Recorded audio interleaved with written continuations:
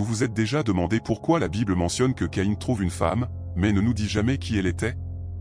Ou pourquoi certaines filles d'Adam et Ève semblent avoir été oubliées dans les récits que nous lisons aujourd'hui? Peut-être pensez-vous connaître l'histoire complète de la création, mais il y a des détails mystérieux qui ont été laissés de côté, des histoires non racontées qui pourraient changer votre vision de ces personnages bibliques. Préparez-vous à plonger dans une révélation surprenante, où des mystères anciens seront dévoilés et des secrets restés cachés pendant des générations seront enfin révélés. Et le plus curieux, que ces histoires oubliées ont-elles à voir avec le monde dans lequel nous vivons aujourd'hui? Continuez à regarder et découvrez ce qui n'a jamais été dit sur les premières familles de l'humanité. Vous êtes sur le point de connaître la vérité. Si vous appréciez ce contenu, je vous invite à donner un like et à vous abonner à la chaîne, car cela aide YouTube à diffuser ce message à davantage de personnes et montre également votre soutien à notre travail. Je tiens également à remercier tous les abonnés, sachez que vous faites partie de cette famille. Merci beaucoup pour votre soutien. Adam et Ève furent le commencement de tout, un jalon de la création divine qui changea le cours de l'existence. Dieu façonna Adam à partir de la poussière de la terre, et la terre elle-même semble être devenue plus précieuse en étant utilisée pour donner naissance au premier être humain, Genèse chapitre 2, verset 7. Mais créer quelqu'un pour simplement exister n'était pas suffisant, il avait besoin d'une compagne. Ainsi, Dieu fit qu'Adam tombe dans un profond sommeil, de sa côte, naquit Ève, Genèse chapitre 2, versets 21 à 22. Imaginez l'étonnement d'Adam en se réveillant et en découvrant à ses côtés quelqu'un qui était fait de lui, et en même temps, si différent et fascinant. L'harmonie qui existait dans le jardin d'Éden était inimaginable pour nous, qui vivons dans un monde rempli de conflits. Adam et Ève avaient la liberté de profiter de tout ce que Dieu avait créé pour eux, des fruits les plus délicieux jusqu'au doux son du vent entre les arbres, Genèse chapitre 2, verset 16. Il est intéressant de penser à ce que cela aurait été de vivre dans un endroit sans souci, sans peur, et sans la pression du temps qui semble nous pousser chaque jour. Cependant, au milieu de tant de perfection, il y avait une limite claire, ne pas manger le fruit de l'arbre de la connaissance du bien et du mal, Genèse chapitre 2, verset 17. Cette limite représentait la confiance et l'obéissance que Dieu attendait du premier couple. Adam et Ève avaient tout, mais il y avait encore quelque chose qu'ils ne pouvaient toucher. N'est-il pas curieux que, même avec tant d'options, la curiosité humaine se tourne toujours vers ce qui est interdit? C'est quelque chose que nous voyons encore aujourd'hui, la fascination pour ce que nous ne pouvons pas avoir, la tentation d'explorer l'inconnu. Vivre dans le jardin d'Éden devait être comme vivre dans un rêve sans fin. Il n'y avait pas de maladie, pas de famine, et tout ce dont ils avaient besoin était facilement disponible. Dieu se promenait avec eux dans le jardin pendant la brise du jour, Genèse chapitre 3, verset, émoticône n'en croyant pas ses yeux. La relation entre Adam et Ève était aussi pure et sans honte. Ils étaient nus, mais ne se sentaient pas gênés, Genèse chapitre 2, verset 25. La nudité ici n'était pas seulement physique, mais aussi émotionnelle.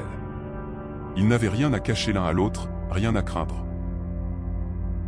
Après avoir été expulsés du jardin d'Éden pour avoir cédé à la tentation du serpent, Adam et Ève eurent des enfants. Le premier-né fut Caïn, puis vint Abel, Genèse chapitre 4, versets 1 à 2.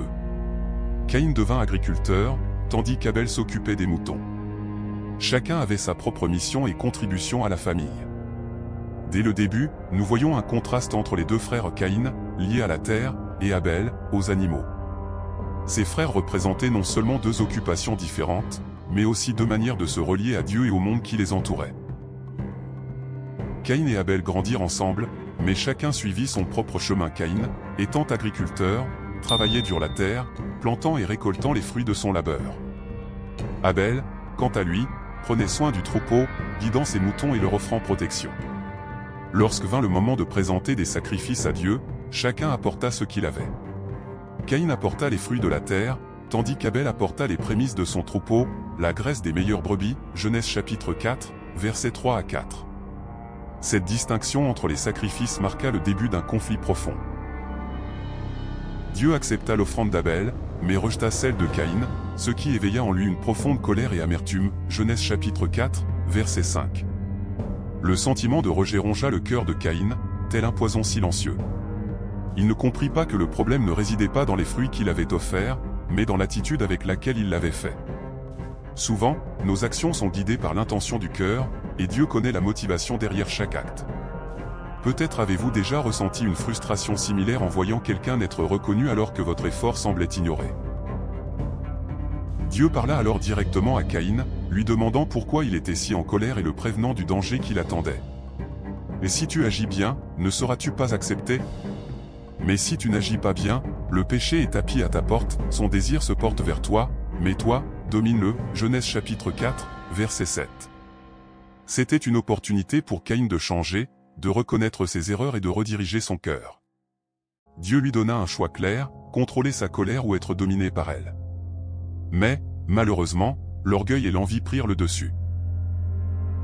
Caïn invita Abel à aller dans les champs, et là, emporté par sa fureur, il commit le premier homicide de l'histoire de l'humanité, Genèse chapitre 4, verset, émoticône n'en croyant pas ses yeux. Le champ, qui aurait dû être un lieu de travail et de croissance, devint le théâtre d'une tragédie. Abel ne savait pas ce qui l'attendait, peut-être s'était-il rendu auprès de son frère avec confiance, sans imaginer que l'envie pourrait conduire à un acte si cruel. Il est triste de penser comment le cœur humain, nourri par le ressentiment, peut se transformer en quelque chose d'aussi sombre et destructeur. Après l'acte, Dieu questionna Caïn, « Où est Abel, ton frère ?» Genèse chapitre 4, verset 9. La réponse de Caïn fut froide et évasive, « Je ne sais pas, suis-je le gardien de mon frère ?» Ce dialogue révèle beaucoup sur l'état du cœur de Caïn. Il ne s'agissait pas seulement de l'acte de tuer, mais aussi du déni de toute responsabilité envers son frère. Cela nous rappelle fortement l'importance du soin et de la responsabilité que nous avons les uns envers les autres. Oui, nous sommes les gardiens de nos frères, responsables de veiller au bien-être de ceux qui nous entourent. La conséquence pour Caïn fut sévère, il fut maudit par la terre, qui ne lui donnerait plus ses fruits, et il devint un errant, un fugitif sur la terre, Genèse chapitre 4, verset novembre 2012. Imaginez le poids de cette sentence, soit être séparé de tout ce qu'il connaissait, de son identité même en tant qu'agriculteur. De plus, porter la culpabilité d'avoir ôté la vie à son propre frère. Pourtant, Dieu plaça un signe sur Caïn pour que personne ne le tue, montrant que, même au milieu du jugement, la grâce divine était encore présente. L'histoire de Caïn et Abel nous enseigne les conséquences de laisser des sentiments destructeurs comme l'envie et la colère dominer notre cœur. Si Caïn avait choisi un autre chemin, peut-être que l'histoire aurait été différente. Mais le cycle de douleur et de perte qui commença là ne se termina pas avec lui. En devenant un fugitif, Caïn ouvrit la porte à un nouveau chapitre de l'humanité, où l'héritage de la violence et de la séparation continuerait de croître. Après avoir commis l'assassinat, Caïn fut condamné à errer sur la terre en exil, portant non seulement la culpabilité, mais aussi le fardeau de savoir que sa famille ne serait jamais plus la même. Il s'éloigna de tout ce qu'il connaissait et s'établit dans la terre de Nod, à l'est d'Éden, Genèse chapitre 4, verset 16. Il est intéressant de noter que, même dans son erreur, Caïn continua sa vie, montrant la résilience humaine face aux conséquences. Dans cette terre lointaine, il commença un nouveau voyage, loin de la présence de Dieu et de la communauté à laquelle il appartenait auparavant. À Nod, Caïn se maria et eut un fils nommé Enoch, Genèse chapitre 4, verset 17. La Bible ne précise pas l'identité de sa femme, mais de nombreux théologiens suggèrent qu'elle pourrait avoir été une de ses sœurs ou nièces, puisque, à cette époque, l'humanité en était encore à ses débuts. C'est un détail qui suscite de nombreuses questions, mais qui nous rappelle aussi qu'il y a des aspects de l'histoire humaine que Dieu a choisi de ne pas révéler entièrement. Peut-être cela nous amène-t-il à réfléchir à la confiance que nous devons avoir dans le plan divin, même lorsque nous n'avons pas toutes les réponses. La décision de Caïn de s'établir et de construire une ville au nom de son fils Enoch est symbolique, Genèse chapitre 4, verset 17. Malgré sa malédiction, il ne resta pas paralysé par son erreur.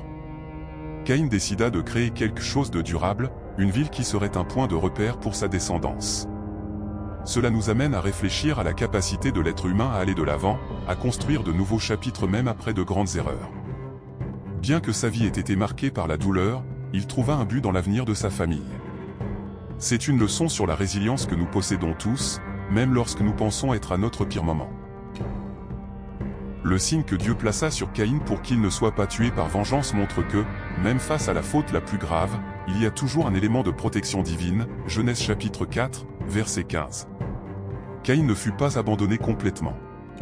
Il fut protégé, afin que sa vie continue, et cela nous rappelle que, même lorsque nous subissons les conséquences de nos erreurs, Dieu étend toujours sa main, offrant une chance de continuer. Cela peut être vu dans notre propre vie, lorsque nous sommes pardonnés et avons l'occasion de recommencer, même après de grandes chutes. La terre de Nod, où Caïn s'enfuit, est brièvement mentionnée, mais elle représente un lieu d'exil, loin de la communauté familiale et de la présence divine.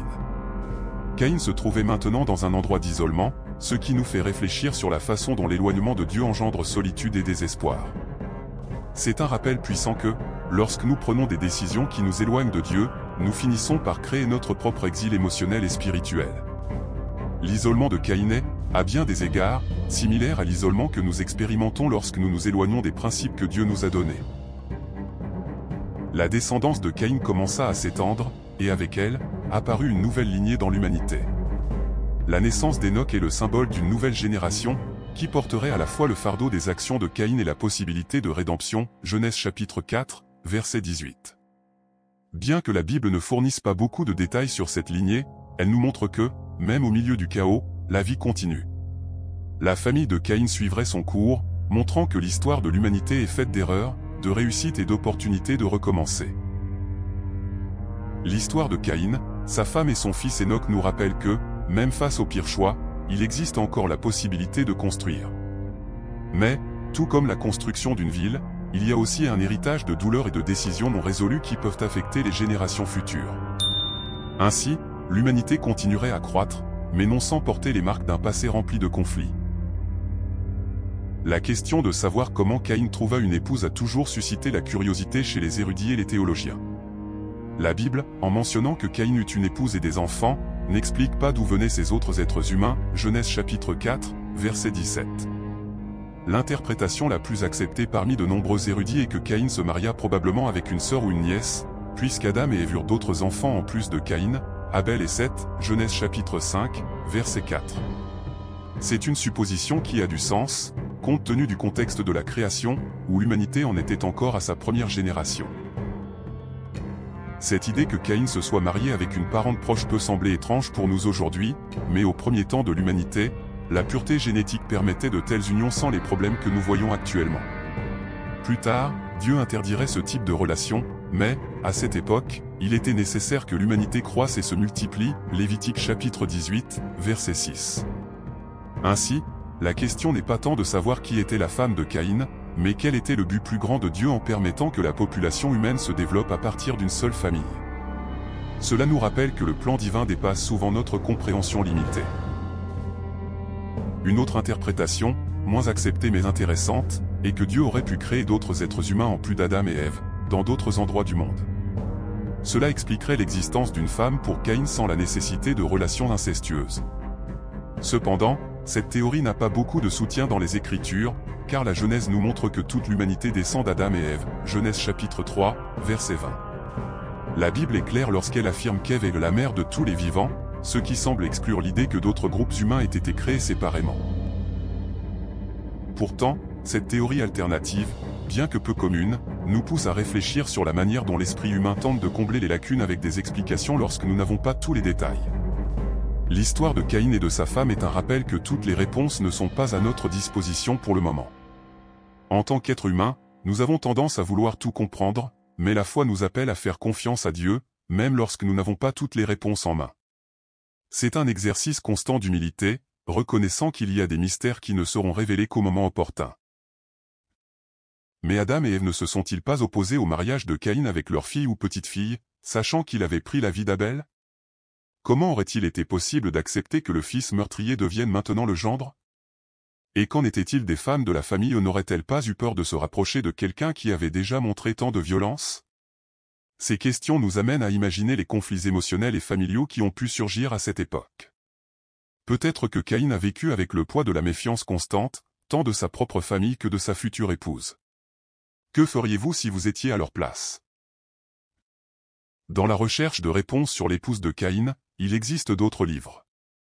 L'un d'eux est le livre des Jubilés, une œuvre apocryphe qui offre plus de détails sur la famille d'Adam et propose des interprétations qui ne sont pas incluses dans le canon biblique. Selon ce livre, Caïn aurait épousé une femme nommée Hawan, qui serait l'une des filles d'Adam et Ève.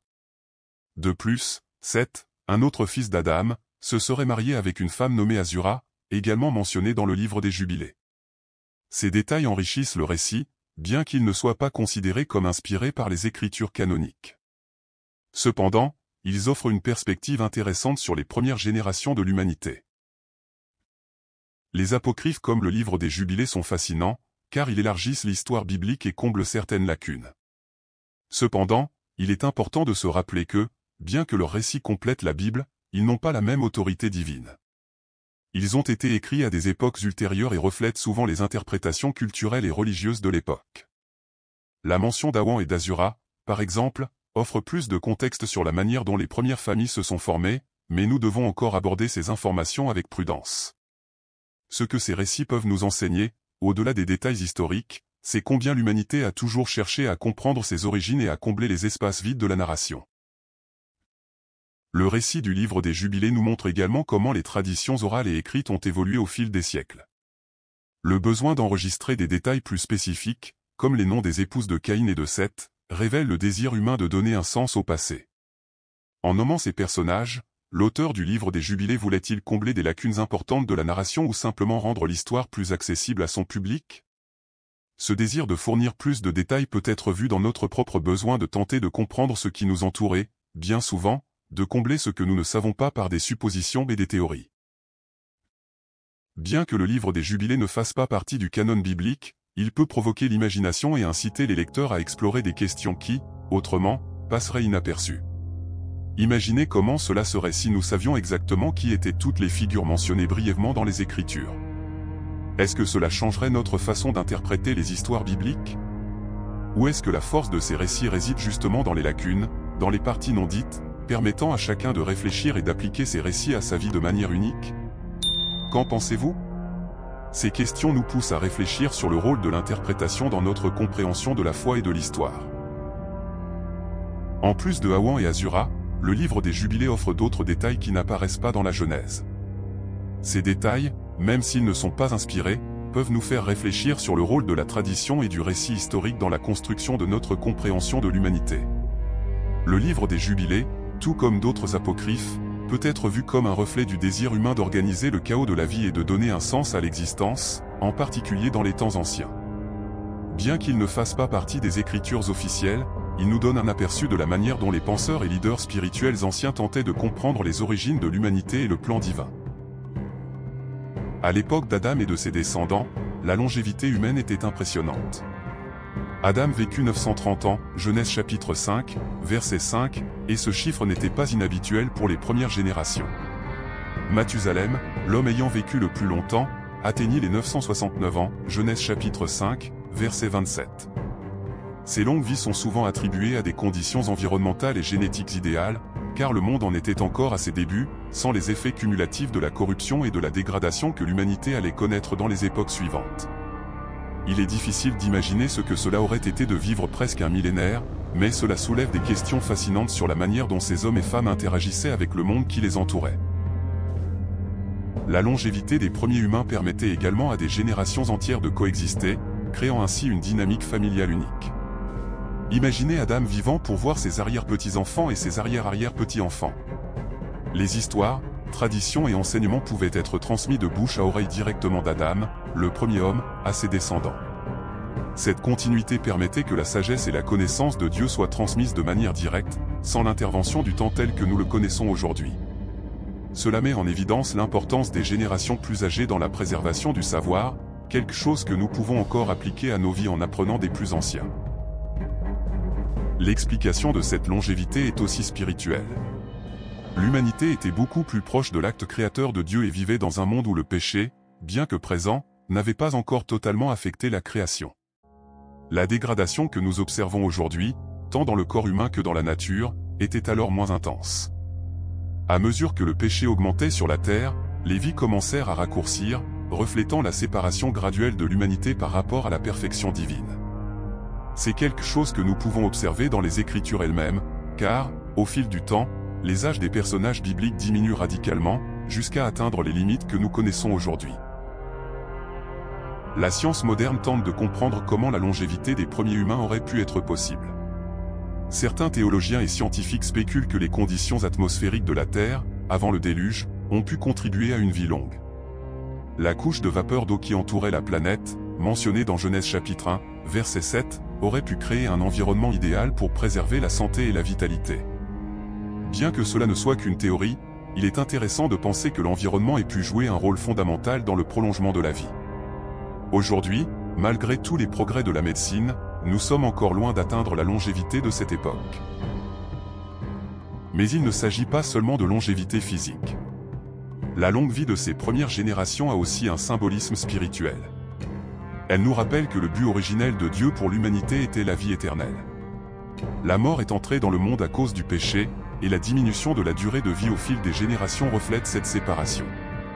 La Bible nous montre qu'un jour, l'humanité retrouvera l'accès à l'arbre de vie, mentionné dans Apocalypse chapitre 22, verset 14, et que la vie éternelle sera restaurée pour ceux qui seront sauvés. La longévité des premiers humains est donc une ombre de ce que Dieu prévoit pour ses enfants dans l'avenir. Ainsi, la longévité d'Adam, de Seth, de Mathusalem et d'autres n'était pas seulement un phénomène physique, mais une indication de ce que l'humanité a perdu et, un jour, retrouvera. Le temps qu'ils vécurent fut un temps d'apprentissage, de construction et de proximité avec Dieu, quelque chose qui se perdit lentement au fil des générations. Maintenant que vous avez découvert qui pourrait avoir été la femme de Caïn et les fils oubliés d'Adam et Ève, que ferez-vous de cette connaissance? Ces histoires ne sont pas seulement des récits du passé, elles nous enseignent comment les décisions d'aujourd'hui façonnent l'avenir des générations. Avez-vous fait face aux défis de la vie avec la sagesse que les Écritures nous offrent? Ou avez-vous laissé les mystères et les doutes vous éloigner d'une relation plus profonde avec Dieu? Réfléchissez tout comme Caïn a porté les conséquences de ses choix, nous portons aussi le poids de nos décisions quotidiennes. Mais, à la différence de lui, nous pouvons choisir un chemin différent, plein de rédemption et de nouvelles possibilités.